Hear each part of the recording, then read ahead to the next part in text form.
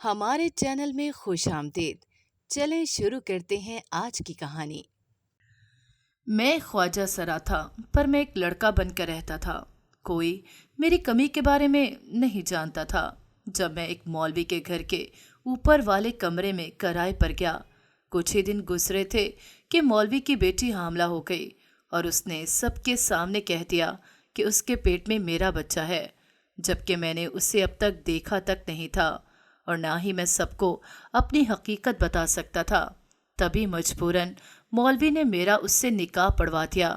میں غصے سے کمرے میں گیا، لیکن جو ہی اس کی شکل دیکھی میری جان نکل گئی۔ میں اس کے پیروں میں گر گیا، کیونکہ یہ وہی لڑکی تھی جسے میں نے ایک رات سڑک پر میرا نام کیا ہے یا کیا ہو سکتا ہے یہ تو مجھے بھی نہیں پتا، لیکن مجھے اتنا یاد ہے کہ میری ماں نے میرا نام عبیر رکھا تھا، لیکن میرے ارد گرد کے لوگ مجھے عبیر کی جگہ عبیرہ بلاتے تھے اور مجھ پر ہنستے رہتے تھے۔ میرا مذاق اڑانے اور مجھ پر ہنسنے کی ابتدا میرے گھر سے تب ہوئی جب میرے پیدا ہونے کے بعد دائی نے میرے اندر موجود میری کمی سب کو بتائی تھی۔ ایک ماں تھی جس سے فرق نہیں پڑتا تھا کہ اندر خامیاں ہیں یا خوبیاں، اس کے لیے بس میں اس کی لاڈلی اولاد تھا۔ لیکن ماں کی لاڈلی اولاد کو دنیا ذلیل کرنے کا کوئی موقع نہیں چھوڑتی، اور مجھے بھی صحیح ذلیل کیا تھا اس دنیا میں۔ میں جیسا پیدا ہوا تھا اس میں میرا قصور تو نہیں تھا، پھر بھی ہر شخص مجھے اذیت دینے پر کیوں لگا ہوا تھا؟ کیوں مجھے وہ مقام اور اہمیت نہیں دی گئی جو میرے ہم عمر باقی بچوں کو ملتی تھی؟ میں بھی تو انسان تھا، تھوڑا مختلف تھا، لیکن تھا تو خدا کی بنائی مخلوق ہی۔ میں اپنے ماں باپ کی سب سے بڑی اور پہلی اولاد تھا، اور یقیناً وہ میرے پیدا ہونے سے پہلے شدت سے میرے منتظر رہے ہوں گے، لیکن میری پیدائش کے بعد ہر شخص میرے دنیا سے دفع ہونے کا منتظر تھا۔ میرے خود کے ابا مجھے اور میرے اندر موجود کمی کو قبول نہیں کر رہے تھے۔ وہ کمی جو قدرت نے رکھی تھی، اس میں میرا کوئی ہاتھ نہیں تھا۔ میرے ابا، دادا اور چاچا چاچی کی دیکھا دیکھی میرے چھوٹے بہن بھائی بھی میرا مذاق اڑانے لگے اور میرے نام کو بگاڑ کر مجھے چڑھانے لگے تھے۔ میری امی سب کو ٹوکتی اور منع کرتی تھیں، لیکن پھر بھی کوئی بھی مجھے اذیت دینے سے باز نہیں آتا تھا۔ میری وجہ سے میری اماں کو بھی بہت باتیں سننے کو ملتی تھیں۔ دادی اٹھتے بیٹھتے اماں کو سناتی رہتی تھیں اور ہر وقت بس یہی کہا کرتی تھیں۔ جانے کون سا منحوس وقت تھا جب میں نے اپنے بیٹے کی قسمت اس منحوس عورت کے ساتھ پھوڑ دی۔ خود تو منحوس تھی ہی، اوپر سے یہ منحوس ہجڑا بھی ہمارے سر پر مسلط کر دیا ہے۔ جانے کون سا نکردہ گناہ تھا جس کی سزا میں یہ کمبخت ماں اور اس کی ہجڑی اولاد ہمارے سر پر منڈ دی گئی۔ دادی بہت کڑوی باتیں کیا کرتی تھیں، اور ان کڑوی باتوں کے اثر سے پہروں میں نے اپنی ماں کو روتے ہوئے دیکھا تھا، اور مجھے خود بھی بہت اذیت ہوتی تھی۔ میں اپنے باقی بھائیوں کی طرح مکمل لڑکا نہیں تھا، اور نہ ہی اپنی بہنوں کی طرح مکمل لڑکی تھا، بلکہ میں تو کچھ بھی نہیں تھا۔ میری پہچان ایک خواجہ سرا کی حیثیت سے تھی، اور جہاں میں نے آنکھ کھولی وہاں لوگ خواجہ سرا کو انسان ماننے سے انکاری تھے۔ میرے جیسے انسان کے لیے ہر شخص ہاتھ میں خنجر لیے گھوم رہا تھا۔ میرے ابا یوں تو میری اماں سے بہت محبت کرتے تھے، لیکن میری وجہ سے اکثر ہی اماں اور ابا کی جھڑپ ہو جاتی۔ ابا کو میرا وجود قابل قبول نہیں تھا، اور اماں کی مجھ میں جان بستی تھی۔ اماں ابا کے میرے علاوہ 6 اور بچے بھی تھے، لیکن اماں سب سے زیادہ محبت مجھ سے ہی کرتی تھی، اور یہی بات ابا کو بری لگتی تھی۔ بقول ان کے ایک خواجہ سرا پیدا ہونے والا بچہ ماں باپ تو کیا کسی کی بھی محبت کا حقدار نہیں ہوتا۔ مجھ جیسے بد نصیبوں کے نصیب میں دھتکار ہی لکھی گئی ہوتی ہے۔ چاچا چاچی، ماما مامی، دادا دادی، نانا نانی، خالو خالہ، پھپھا پھپھو، بہن بھائی، کوئی بھی مجھ سے سیدھے منہ بات کرنا پسند نہیں کرتا تھا۔ میں کہاں جاتا، میں کس سے اپنے دکھ بیان کرتا؟ سوائے ماں کے میرے پاس کوئی رشتہ نہیں تھا، اور ماں بھی میری ہی وجہ سے دکھی رہتی تھی، تو اس کے سامنے رو کر میں اسے مزید دکھی نہیں کرنا چاہتا تھا۔ میں جیسا بھی تھا، لیکن میرے اندر دوسروں کو سمجھنے کا احساس تھا، لیکن پھر یوں لگنے لگا کہ یہ روزمرہ ملنے والی اذیتیں اور تانے مجھے بہت برے انسان میں بدل دیں گے، اور میں برا انسان نہیں بننا چاہتا تھا۔ میری ماں نے میرا ظاہری حلیہ ہمیشہ لڑکوں والا بنا کر رکھا تھا اور مجھے لڑکوں کی ہی طرح اٹھنا بیٹھنا اور بات چیت کرنا سکھایا تھا، لیکن کبھی کبھی میری چال تھوڑی سی خراب ہو کر لڑکیوں جیسی ہو جاتی تھی اور پھر سب کی ہنسی گونجنے لگتی تھی۔ چاچی ہنستے ہوئے اماں سے کہتی تھی، بھابھی کچھ بھی کر لیں، آپ اس کو مرد نہیں بنا سکتی۔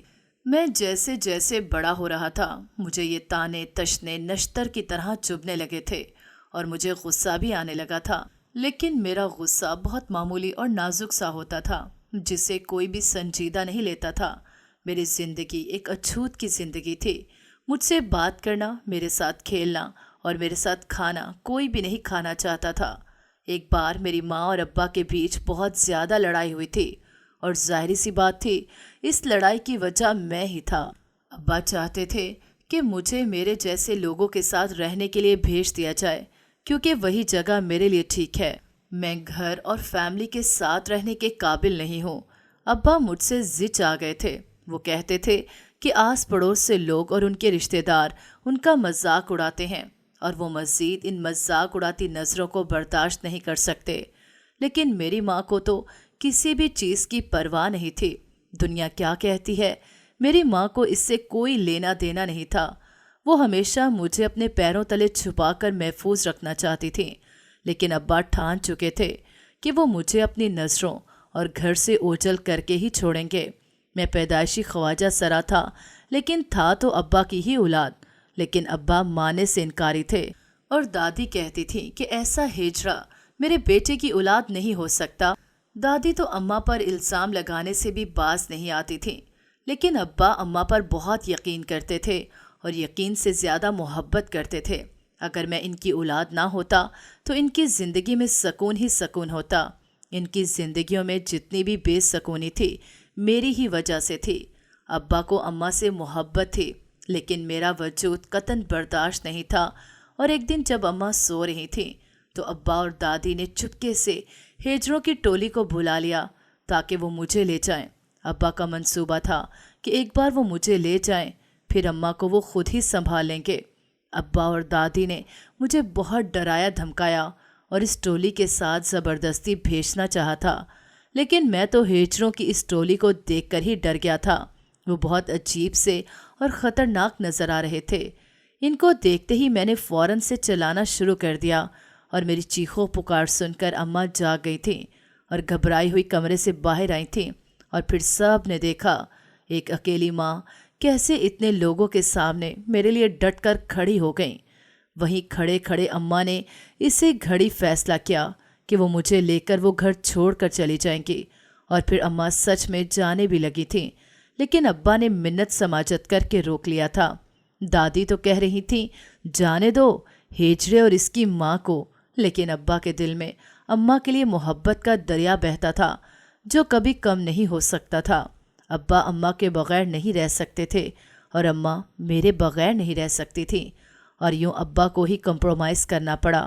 اماں رک گئی تھیں اور ابا سے وعدہ لیا تھا کہ وہ آئندہ مجھے تنگ نہیں کریں گے، اور ابا نے وعدہ بھی کر لیا تھا، لیکن وعدے تو ہوتے ہی ٹوٹنے کے لیے ہیں۔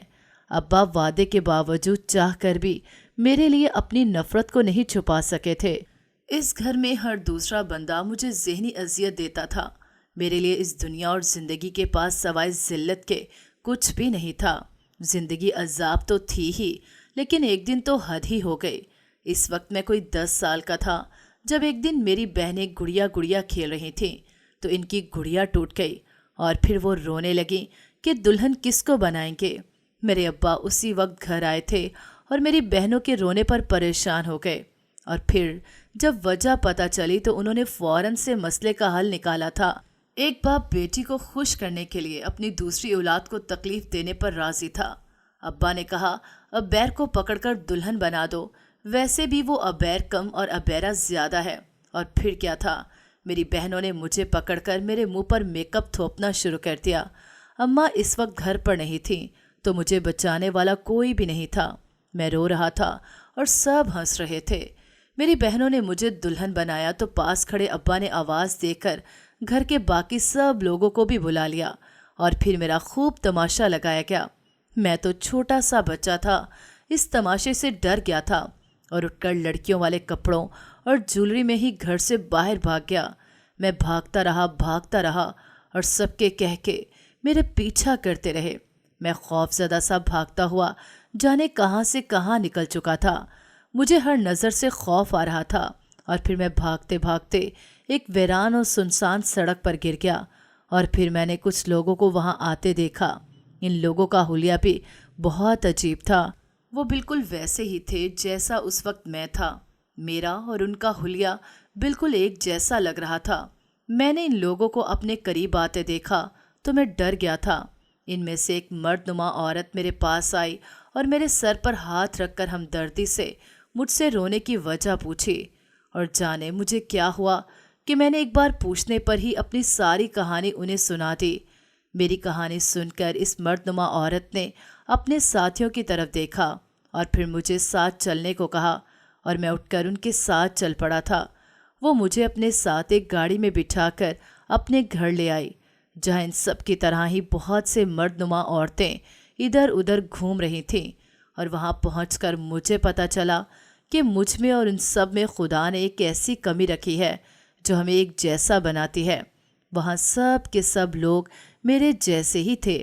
وہ سب بھی میری ہی طرح اپنوں کے دھتکار کر پھینکے ہوئے لوگ تھے، جن کا ٹھکانہ پھر وہ گھر تھا جہاں وہ کبھی عورت تو کبھی مرد بن کر رہتے تھے، اور ان پر کوئی ہنسنے والا بھی نہیں تھا۔ میں ان کے ساتھ ہی رہنے لگا، لیکن میرا دل وہاں رہنے کو نہیں کرتا تھا۔ میری ماں نے میری پرورش لڑکوں کی طرح کی تھی، اس لیے میں عورتوں والا روپ دھار کر نہیں جی سکتا تھا، اور فی الحال تو میں بچہ تھا، اس لیے مجھے کسی نے بھی عورتوں والا حلیہ اختیار کرنے کا نہیں کہا، اور میں مزے سے جی رہا تھا۔ میرا وہ سب بہت خیال رکھتے تھے اور بالکل ماؤں کی طرح مجھ سے پیار کرتے تھے، لیکن پھر بھی مجھے ہر وقت اپنی ماں یاد آتی تھی۔ میں اپنی ماں کے لیے ہر وقت روتا رہتا تھا۔ میں ہر وقت یہی سوچتا رہتا تھا کہ جانے میرے لاپتہ ہونے کے بعد میری ماں کا کیا حال ہوا ہوگا۔ ماں مجھ سے بہت پیار کرتی تھی اور ضرور میرے لیے بہت روئی ہوگی۔ میں جہاں رہتا تھا وہاں ہر وقت ڈھول تاشے بجتے تھے اور کوئی نہ کوئی اپنی بے سری آواز میں کچھ نہ کچھ گاتا ہی رہتا تھا۔ شروع میں میرے کان درد کرنے لگتے یہ سب سن کر، لیکن پھر آہستہ آہستہ مجھے عادت ہوتی گئی تھی۔ میں اس ماحول میں جوان تو ہوا، لیکن میری ماں کی پرورش مجھ پر ہمیشہ چھائی رہتی تھی۔ میں ایک عام انسان کی طرح زندگی گزارنا چاہتا تھا۔ میں اپنی زندگی باقی خواجہ سراؤں کی طرح عورت بن کر نہیں، مرد بن کر عزت سے گزارنا چاہتا تھا۔ میں جب جوان ہوا تو مجھے لانے والے خواجہ سرا نے مجھے بھی اپنے جیسے کپڑے اور زیورات دیے تاکہ میں ان کے جیسا حلیہ اختیار کر کے ان کے نقش قدم پر چل سکوں۔ وہ برسوں پہلے مجھے اسی لیے تو لائے تھے، اور اتنے برسوں میں انہوں نے مجھ پر کوئی روک ٹوک نہیں کی تھی۔ مجھے میری مرضی کی زندگی جینے دی تھی تاکہ پھر وہ مجھے اپنی مرضی کے مطابق چلا سکیں، لیکن میں وہ زندگی نہیں جینا چاہتا تھا۔ اس لیے ایک روز میں وہاں سے بھاگ کھڑا ہوا۔ رات کی تاریکی میں جب سب سو رہے تھے تب میں گھر سے بھاگا اور بھاگتا ہی چلا گیا۔ برسوں پہلے سا وقت مجھ پر ایک بار پھر سے آ گیا تھا۔ پہلے بھی میں اپنے گھر سے مجبور ہو کر بھاگا تھا، اور آج بھی میں بہت مجبور ہو کر گھر سے بھاگا تھا۔ میں بھاگتا ہی چلا جا رہا تھا۔ جب میں پہلی بار گھر سے بھاگا تھا تب بھی مجھے اپنی منزل کا پتہ نہیں تھا، اور آج بھی بنا منزل میں بھاگا جا رہا تھا۔ جہاں راہ ملتی میں نکل جاتا۔ میں سڑک کے کنارے بھاگتا ہی چلا جا رہا تھا جب میں نے کچھ بہت ہی عجیب سا دیکھا، کچھ ایسا جو میں نے اس سے پہلے اپنی زندگی میں کبھی بھی نہیں دیکھا تھا، اور میں تو تھا ہی نازک مزاج تو بہت ڈر گیا۔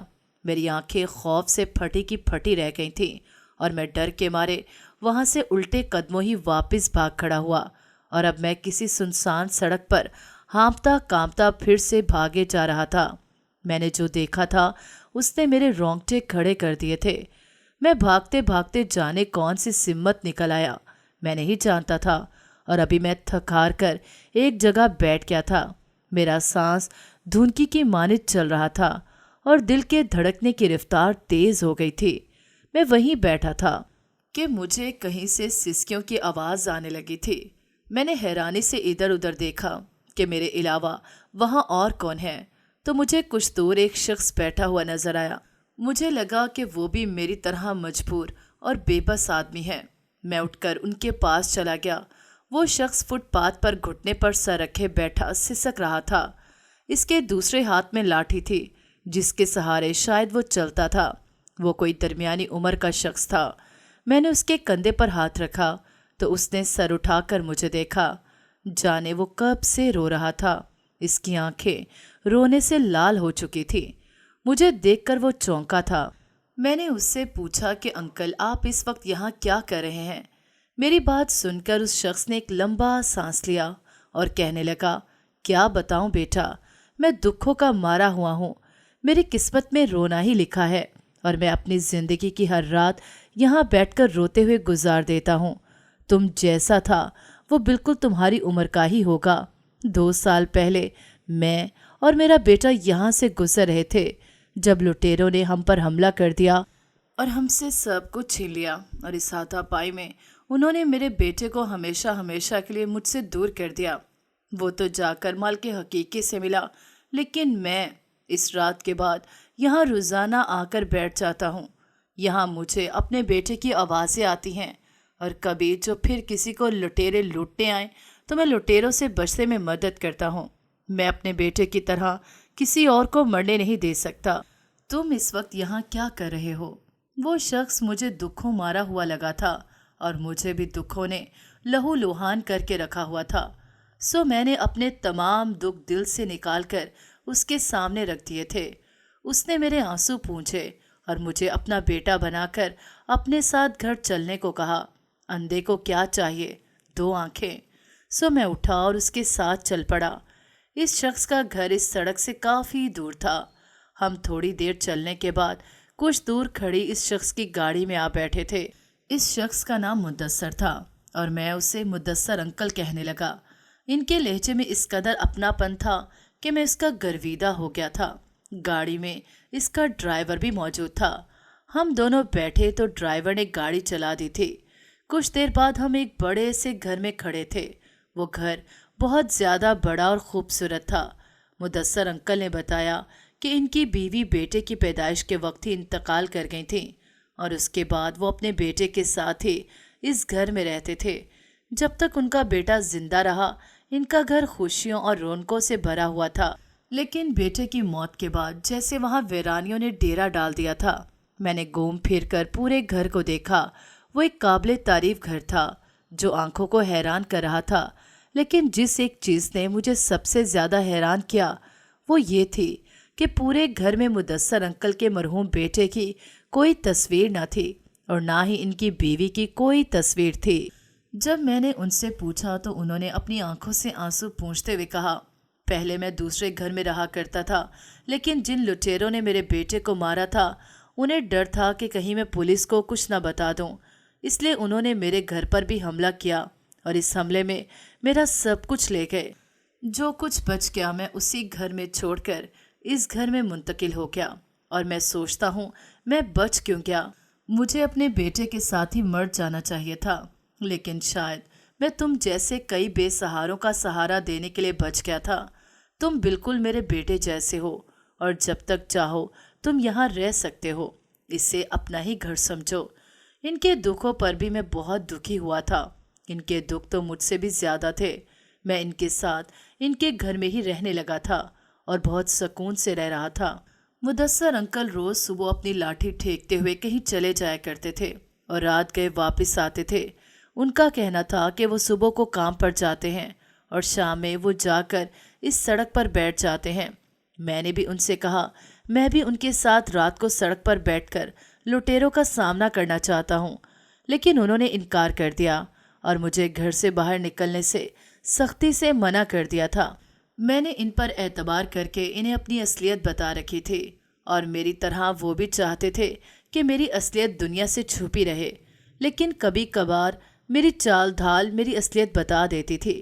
اس لیے انہوں نے مجھے گھر سے باہر جانے سے منع کر دیا تھا تاکہ نہ کوئی مجھے دیکھے اور نہ ہی کسی کو میری سچائی پتہ چلے۔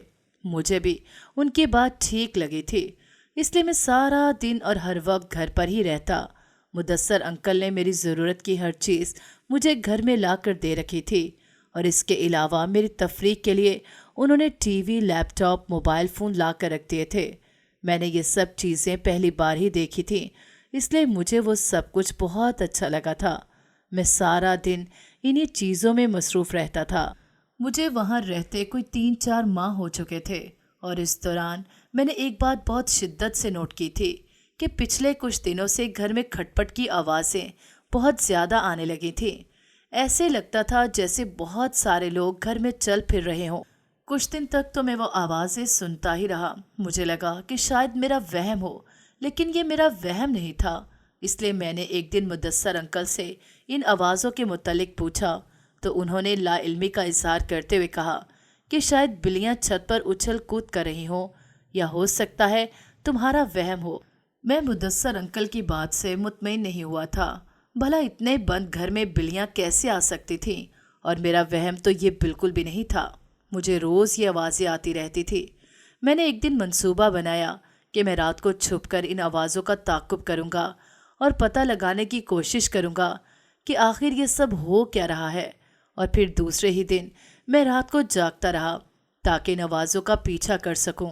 लेकिन हैरत अंगेज़ तौर पर इस दिन ना तो किसी के कदमों की आवाज़ आई और ना ही कोई खटपट महसूस हुई थी। मैं सुबह अज़ानों तक जागकर इन आहटों का इंतज़ार करता रहा था, लेकिन जब मुझे कुछ भी सुनाई न दिया तो मैं सो गया था। रात भर का जागा हुआ था, इसलिए अगला सारा दिन मैंने सोते हुए गुजारा था। और अगली रात फिर से मैं इंतज़ार में बैठ गया कि यहाँ कोई आवाज़ आए और मैं इस आवाज़ का ताक़ुब करके सच्चाई को जान सकूं। लेकिन इस दिन फिर यही हुआ था, कोई भी आवाज़ नहीं आई थी। और इस तरह एक हफ्ते तक मैंने रातों को जाग जाग कर इन आवाज़ों का इंतज़ार किया। लेकिन जब कोई सिरा मेरे हाथ न लगा तो मैंने भी मान लिया कि ये मेरा वहम ही होगा, और फिर मैं आराम से रात को सो जाने लगा था। और अब तो मुझे रात को पहले से ज़्यादा गहरी नींद आने लगी। मुदस्सर अंकल घर को जल्दी वापस आने लगे थे, और रात का खाना वो बाहर से पका हुआ ही लाया करते थे, और फिर हम दोनों बैठकर एक साथ खाया करते थे। और खाना खाने के बाद मुझ पर नींद का ऐसा गलबा आता कि फिर अगले दिन ही जाकर मेरी आँख खुलती थी। रोज़ाना की तरह इस दिन भी मुदस्सर अंकल खाना लेकर आए थे, लेकिन इस दिन मेरी तबीयत ख़राब थी और मेरा खाना खाने को बिल्कुल भी दिल नहीं कर रहा था, बल्कि मेरा तो कमरे से निकलने को भी दिल नहीं कर रहा था। लेकिन मुदस्सर अंकल खफा हो रहे थे कि मैं उनके साथ खाना खाने से मना कर रहा हूँ, तो मुझे मजबूरन ना चाहते हुए भी खाना खाने के लिए राज़ी होना पड़ा। मुदस्सर अंकल ने इतना किया कि मेरी तबीयत की वजह से खाना मेरे कमरे में लगा दिया। अभी हम दोनों खाना खाने ही वाले थे कि घर के मेन गेट की घंटी बजने लगी। जैसे ही घंटी बजी, मुदस्सर अंकल का नवाला लेता हाथ कांप गया, और मैंने देखा कि इनके चेहरे का रंग भी उड़ गया है। वो उठकर गेट खोलने चले गए, तो मैंने जल्दी से पीछे से सारा खाना फेंक दिया। मुदस्सर अंकल करीबन आधे घंटे बाद लौटे थे, तो मेरी प्लेट खाली देखकर उन्हें कोई शक नहीं हुआ। वो कुछ घबराए हुए से लग रहे थे।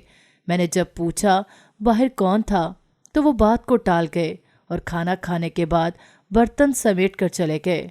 मैं भी उन्हें दिखाने के लिए सोने की अदाकारी करने लगा। जब वो चले गए तो मैं फ़ौरन से उठकर बैठ गया, और हैरत की बात इस दिन मुझे नींद भी नहीं आई थी, वरना खाना खाते ही मैं सो जाया करता था। मैं बैठा हुआ ही था कि वक्त गुजरता गया, और करीबन कोई रात 1 बजे घर का गेट खुलने की आवाज़ आई, और फिर जैसे बहुत सारे भारी कदमों वाले लोग अंदर आए थे।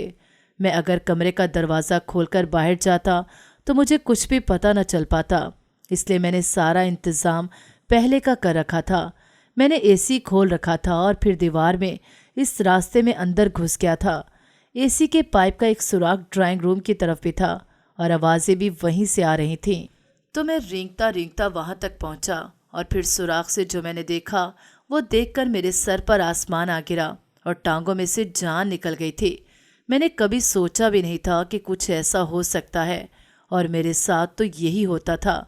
जो मैं सोचता नहीं था मेरे साथ वही हो जाया करता था। और इस वक्त तो जो मैंने देख लिया था, मेरी आंखें फटी की फटी रह गई थी। मैंने देखा कि कोई 6-7 के करीब लोग खड़े थे, اور ایک شخص صوفے پر اکڑ کر بیٹھا ہوا تھا اور ان کے سامنے ہی مدثر انکل بھی بیٹھے ہوئے تھے اور ان کی باتیں سن کر تو میرے کان سائیں سائیں کرنے لگے۔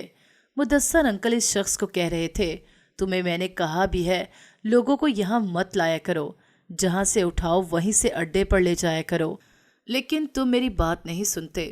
میں جس کو لایا ہوا ہوں اسے شک ہو گیا کہ گھر پر کوئی آتا ہے اور پھر مجھے مجبوراً اسے کھانے میں دوا ملا کر دینا پڑا ہے، اور تم بتاؤ کب دے رہے ہو میری منہ مانگی رقم، کیونکہ میرے پاس جو ہے وہ بڑی انمول چیز ہے۔ اسے لڑکا بناؤ تو لڑکا بن جائے گا، لڑکی بناؤ تو لڑکی بن جائے گی، اور لڑکی بھی ایسی کہ سب دیکھ کر یقین ہی کر لیں۔ تو ایسا ہے جتنی رقم تم مجھے دوسرے بندوں کی دیتے ہو اس سے زیادہ مجھے اس بار چاہیے، کیونکہ اس سے میں کھلا پلا بھی رہا ہوں، اور دوسری بات ٹھنڈ بڑھ گئی ہے۔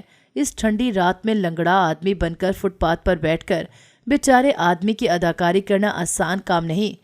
میں کتنے خطرناک گروہ کے ہاتھ لگ چکا تھا مجھے خود کو بھی اندازہ نہیں تھا۔ مجھے مدثر انکل پر حیرت ہوئی تھی کہ وہ کیسے راہگیروں کی ہمدردیاں سمیٹ کر انہیں دھوکہ دیتے تھے۔ مدثر انکل کی بات کے جواب میں اس شخص نے کیا کہا میں نے نہیں سنا۔ میں گھبرا کر فوراً وہاں سے نکلا اور آ کر اپنے بستر پر لیٹ کر لمبی لمبی سانسیں لینے لگا تھا۔ جب میری گھبراہٹ تھوڑی کم ہوئی تو میں سوچنے لگا کہ آگے مجھے کیا کرنا ہے۔ جو بھی کرنا تھا مجھے بہت ہی سوچ سمجھ کر کرنا تھا، کیونکہ مدثر انکل بہت خطرناک تھے، وہ کچھ بھی کر سکتے تھے۔ تھوڑی دیر بعد وہ مجھے دیکھنے آئے تو میں جلدی سے سوتا بن گیا تھا، اور اگلی صبح جب مدثر انکل چلے گئے تو میں جلدی سے اٹھا، اپنے 2-4 جوڑے ایک بیگ میں رکھے، تھوڑی رقم لی اور چپکے سے مدثر انکل کے گھر سے نکل گیا۔ ایک بار پھر سے مجھ پر وہی وقت آ گیا تھا جب مجھے نہیں پتا تھا کہ مجھے کہاں جانا ہے۔ بس بے منزل ہی میں گھر سے نکلا اور چلتے چلتے بس اسٹیشن پر جا پہنچا۔ مجھے اس شہر سے نکلنا تھا، کیونکہ اگر میں اس شہر میں رہتا تو مدثر انکل مجھے آسانی سے ڈھونڈ کر نکال سکتے تھے۔ میں نے بس ڈرائیور سے پوچھا بس کہاں جا رہی ہے، اور پھر بس جس شہر جا رہی تھی میں نے وہی کا ٹکٹ کروایا اور بس میں سوار ہو گیا۔ بس ایک دن اور ایک رات بھاگتے بھاگتے اپنی منزل یعنی دوسرے شہر پہنچ گئی تھی۔ میں بس سے اتر کر سوچنے لگا کہ مجھے اب کہاں جانا چاہیے۔ میرے بیگ میں اچھی خاصی رقم تھی جو میں آتے ہوئے مدثر انکل کے کمرے سے اٹھا لایا تھا، تاکہ دھوکہ دینے والا دھوکہ کھانے کا مزہ بھی تو چکھے۔ میں ابھی ایک سڑک کنارے کھڑا ہی تھا جب میری نظر دیوار پر لگے ایک اشتہار پر گئی، جہاں لکھا تھا کہ کمرہ کرائے کے لیے خالی ہے، اور 7 نمبر بھی درج تھا۔ میں نے وہ نمبر نوٹ کیا اور پاس کے ایک PTCL سے میں نے فون کر کے ایڈریس کنفرم کیا اور فوراً سے اس ایڈریس پر جا پہنچا۔ وہ ایک مولوی صاحب کا گھر تھا جس کی چھت پر بنا کمرہ کرائے کے لیے خالی تھا۔ میں نے ضروری معاملات طے کیے اور کمرہ کرائے پر لے لیا اور وہاں رہنے لگا تھا۔ مولوی صاحب کافی اچھے آدمی تھے، ان کی بیوی مر چکی تھی اور ایک بیٹی تھی جو پردے میں ہی رہتی تھی۔ محلے والے بھی سب بہت اچھے تھے، اور میں اکیلا رہتا تھا تو میرا بہت خیال رکھتے تھے۔ کوئی میرے لیے کھانا لے آتا تو کوئی ناشتے کا بندوبست کر دیتا تھا۔ غرض سب لوگ ہی بہت اچھے تھے۔ میں جلد ہی وہاں ایڈجسٹ ہو گیا تھا اور خوش بھی بہت تھا۔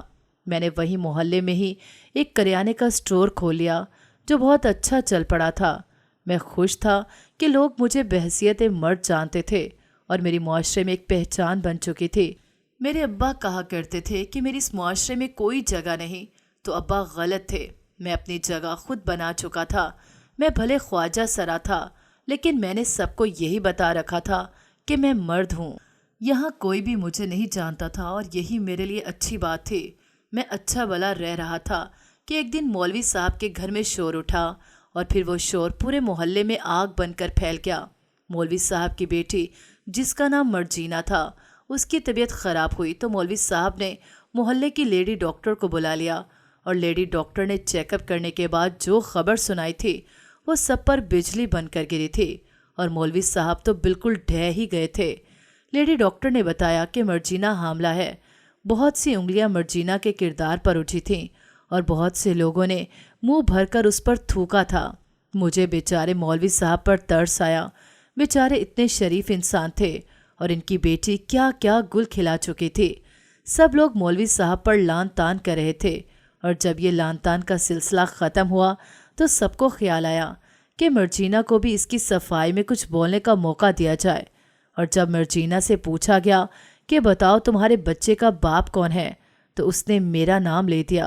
اور پھر کیا تھا، میری شامت آ گئی تھی، سب کے ہاتھ میرے گریبان تک جا پہنچے تھے اور میں حیران تھا کہ مرجینا نے میرا نام کیوں لیا۔